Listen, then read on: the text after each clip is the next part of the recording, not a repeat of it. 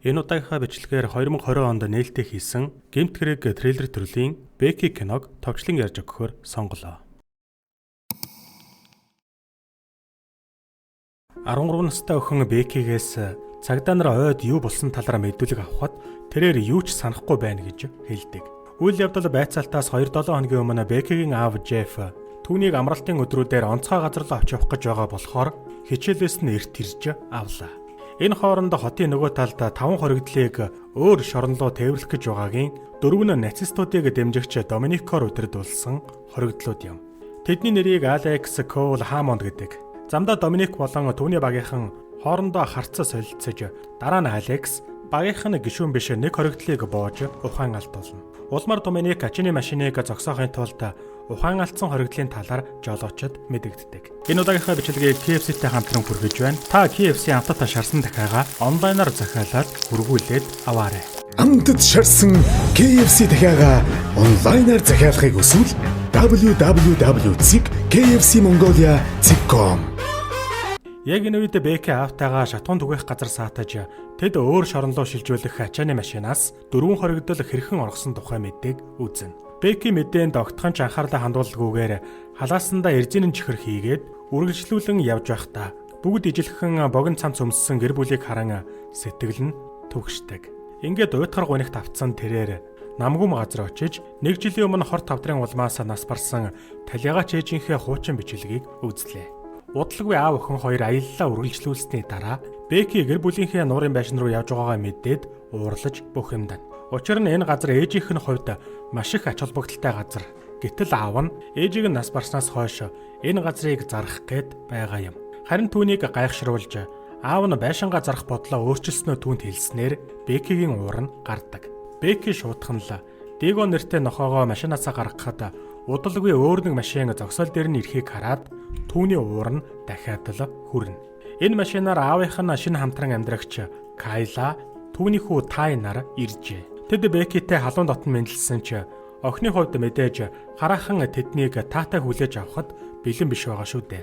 Харин доороо нэртэй нөгөө нэг нохой нь тэдэнд хэдийнэ дассан бололтой шуудхан л очино. Улмаар таагүй нөхцөл байдлыг үгүй болгохын тулд аав нь Diego нохоогоо авчрахыг Becky-д даалгадаг. Энэ үед оргодлуудаас Dominic Apex 2 цагдаагийн хувцсыг өмссөн байх ба машиныг нь дээрэмтгэхэр нэгэн машиныг зогсоолоо. Тэгээд жолоочийг машинаас буухад Доминик түүний гавлын ясыг нь хүчтэй зогсох үед түүний хүүхдүүд арын суудал дээрээс айсан байдалтай харна. Becky, Kayla болон Ty хоёрыг хүлээж авах дургүй байсны улмаас оройн хоолны үеэр юу ч дуугарсангүй.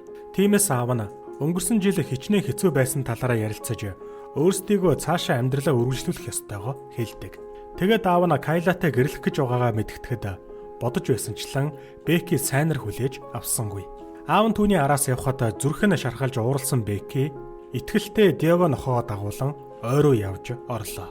Тэр ойд байгаа хуучин тоглоомын байшиндаа орж ирээд уурандаа эргэн тойронд байгаа зүйлсийг эвдэж эхлэв. Дараа нь тэр ээжийнхээ зурсан зургийг хараад болж эмнэлэгт ээжигээ өвчтөе хэвтэж байхад нь чин сэтгэлээсээ дуулж өгч байсан үе дурсдаг.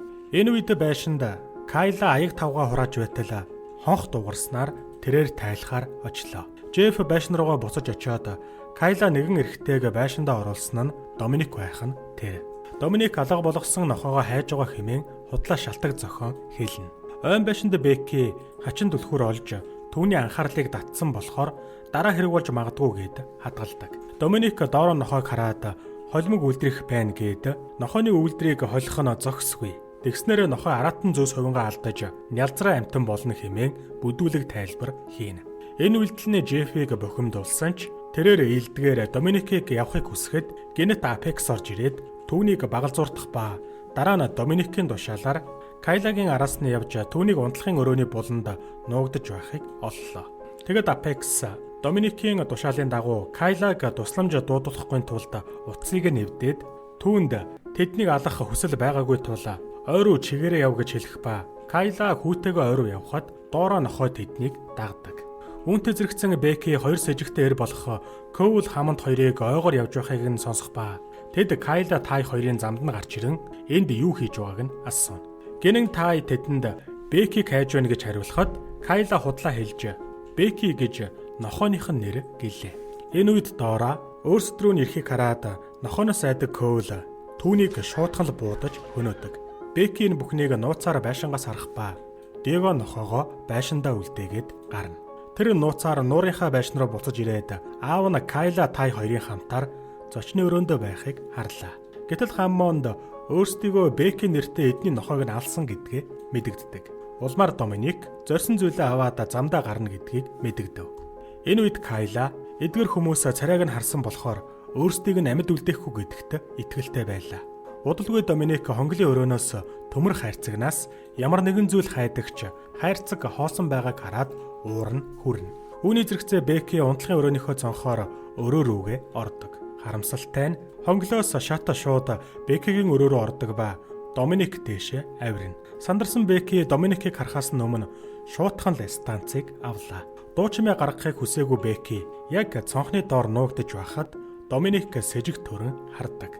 Тэгээд тэр өрөөнөөс Беккигийн цүнхийг нь аваад аавд нь харуулна. Үргэвчийг хараад Бекки бол нохой биш, харин энэ гэр бүлийн охин. Тэд охинтой гэдгийг мэдхэд хангалттай баримт боллоо.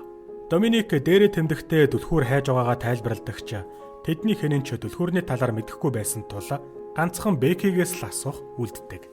Доминик тэднээс Бекки хаана байгааг хэлхийг шаардсан ч аав нь Бекки ээжтэйгээ Атлантад байгаа гэж худлаа хэлхийг оролдов. Гэтэл Беккигийн утасаа цүнхэндээ байхыг хараад Доминик түүнд итгэхгүй бууга гаргадагч Жеф хэлсэн үгээ өөрчилсөнгүй.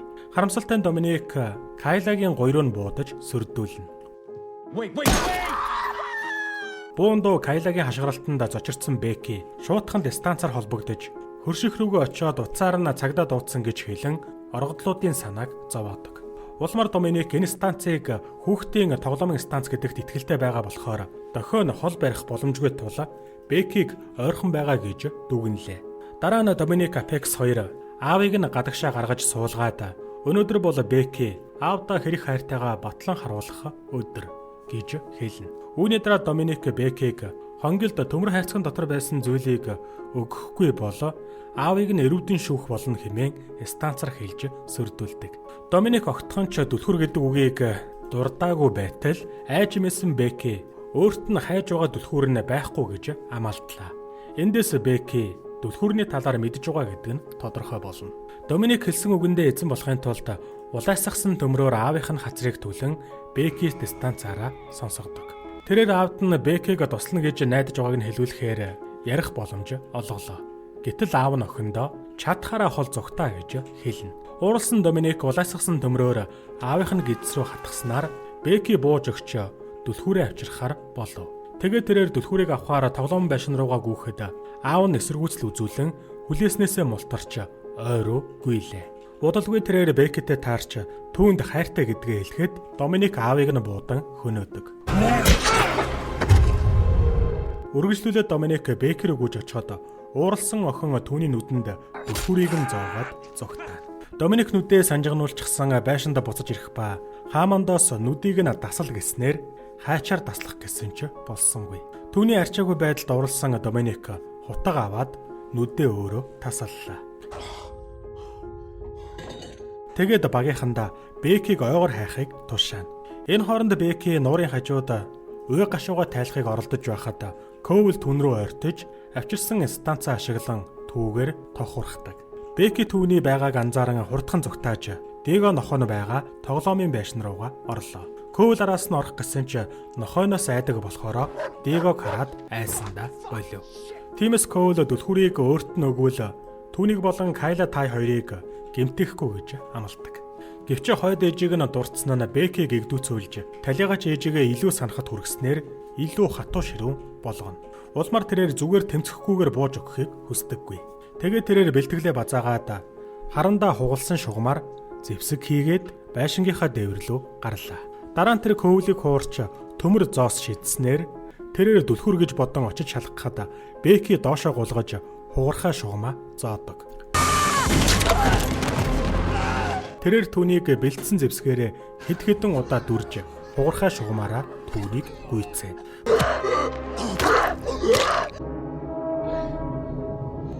Байшин Апекс Кайлагийн буудуулсан шархыг боож өгсөн боолтоо шалгахад Кайла түүнийг багч гисэн хүн чанартайг нь анзаарсан болохоор өөрсдийг нь аврах талаар бодож үзхийг хүслээ. Өөр олон үг хэлж амжаагүй байтал Доминик ирээд Апекстэй ярилцахыг хүсдэг. Доминик Апексийн гардах бууг өөрийнхөө цээжинд тулгаад өөрсдийгөө шоронд 9 жилийг хэрхэн хамтдаа өнгөрүүлснийг сануулна. Энэ 9 жилийн хугацаанд Доминик энэ төлөвлөгөөг хэрхэн хэрэгжүүлэх талаар сайтар төлөвлөсөн болохоор Апексийг уруух бодолтой байгаа бол одоо өөрийгөө үхснэн дээр гэлээ. Үүнийг сонсоод өөрийгөө буруутай гэж мэдэрсэн Апекс түүнд үнэнч байхаа тангаргална. Энэ хооронд Бекки нуурын байшин руу сэмхэн буцаж ирээд Доминикт зориулж довжоо руу нөгөө станцыг шийдлээ. Станцаараа дамжуулан Доминикийг айлгах гэж байгаа бололтой Бекки өөрийгөө маш муу зүйл хийх чадвартай гэдгээ хэлж сүрдүүлдэг. Дараа нь Доминик Кайлаг түүнийг хүрээд иргэж ятгах хэмээн Беккитэй ярилцахыг хүсдэгч Кайла өөрийгөө Беккитэй ямар харилцаатай болохоо хэлээд өөрийг нь юу ч гэж хэлсэн ирэхгүй гэдгийг ойлгуулна. Цөхөрсөн Доминик хоёр залууга Беккигийн араас явуулахад харин Бекки нуурын ирэг дээр өрх бэлдээд завгүй байлаа. Хайлтын явцад Хаммонд Коулийн зэрэмдэглүүлсэн цогцыг олж хараад айн сандарч энэ үед Бекки гарч ирэн өөрийгөө хөөлгөхөөр өдөн хатгана. Тэрээр Хаммондыг давцан руу дагуулan зугтааж Сатуркан утсанд бүдрүүлэн банзны хадаасан дээр унгаадаг. Дараа нь Бекки түүнийг хадаастай банзараа зохих ба Хаммонд гараас нь банзыг нь булааж Беккиг зохих гэсэн ч чадсангүй. Улмаар Бекки нуруунд дээр нь үсрэн гарч түүнийг усан дунгаахад Хаммонд би сэлж чадахгүй хэмээн ориллоо. Гэсэн ч Беккигийн сэтгэл нь ханссангүй. Тэр нэг мөсөн гүйцэхээр шийдэж моторт завийг хөдөлгөн түүний дээгүүр гарч моторт завныхаа сэнсээр түүнийг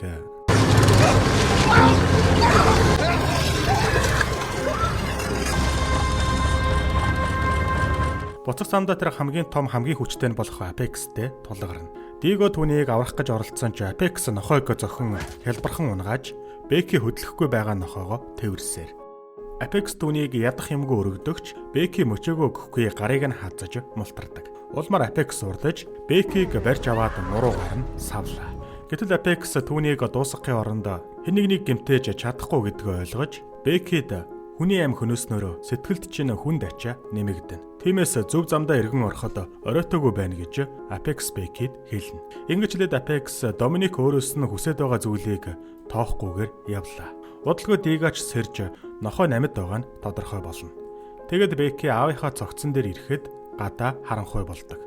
Тэрээр машиныхаа түлхүүрийг аваад аавынхаа төлөө гашуудаж түүнээс уучлалт гуйгаад нуурын байшин руугаа явлаа. Бекки Кайла тай хоёрыг аврахаар ирсэн гэдгээ мэдгэдэхийн тулд шилэн хаалган дээр заавар өгөх ба Доминик орж ирэхэд Кайла түүний анхаарлыг нь татахын тулд хашгирснаар Бекки анзаарагдахгүйгээр явж чадна. Кайла түүнээс яагаад энэ бүхнийг хийгээд байгааг асуухад Доминик өөрийгөө цагаан арсны талыг хэт баримтлагч өгөөд түлхүүр шалтгаанаа ариусгахад нь туслана гэдгийг хэлдэг. Үүнийг сонссон Кайла түүнийг тэнгээр нь дуутахад Доминик түүн рүү дайрах ба машины дохиололд дуугарч тэдний анхаарлыг татлаа. Доминик шалгахаар явх үед Кайла гал тогооны өрөөрөө очин хутгаар өөрийгөө болон хүүгээ суллана. Энэ хооронд Доминик зогсоол руу гарч ирээд Беккиг авчирсан гэж бодоод хаалгыг нээдэг. Гэтэл тэрээр Диготой тэмцэлдэж эцэст нь яаж хийж байгаад хаалгыг хаана. Тэгээд Доминик Беккиг байшин дотор байгаа гэдэгт итгэлтэй болж бууга гаргаж ирэхэд Бекки үнэндээ нөгөө машин дотор байлаа. Тэрээр машинаа асааж түүнийг мөргөөд тоормсоо дарж мэдэхгүй мод мөрөгдөг. Гэтэл машин нь ухаалаг машин байсан тул осол гарсныг мэдрээд шуудхан л тусламж дуудав. Дараа нь Бекки гараж руугаа явж савтай шатхуун авах ба энэ үед Доминик түүнийг хайсаар. Улмаар Бекки дуулж эхэлснээр Доминик түүнийг галын дэргэд сууж байхыг олж харна. Гэтэл Доминик түүнийг алахгүйгээр Беккиг харгас хэрцгий ухаалаг байсныг нь магтаж хүсвэл өөртөө нэгдэх санал тавьдаг. Одоо түүний эцэг эх нь нас барсан болохоор Беккиг үрчилж авч болно гэж хэлэх ба мэдээж Бекки татгалцах нь ойлгомжтой шүү дээ. Удахгүй Бекки шатхуунаар дүүргсэн усан буу гаргаж ирээд галын дээгүүр Доминик руу шүршиж түүнийг шатаалаа. Уурлаж шархацсан Доминик түүнийг хөлнөөс нь барин унгааж түлхүүрээ аваад Бекки рүү бууга чиглүүлв. Түүнийг яг буутгах гэж байтал Апекс хурч ирээд Доминикийг зогсоодог. Доминик Апексийг өөртөө дахин нэгтгэхийг ятгах чадаагүй тул түүнийг буудаж Беккиг буутахыг оролдсон ч тэр түүнээс хурдхан зүгтаалаа. Бекки гараж руугаа буцаж очиод зүлэг дэвшлэгч унаж Apex Доминик хоёр тэмцэлдэж байхад тэрээр зүлэг дэгшлэгчээр Доминикийн дээгүүр нь гарснаар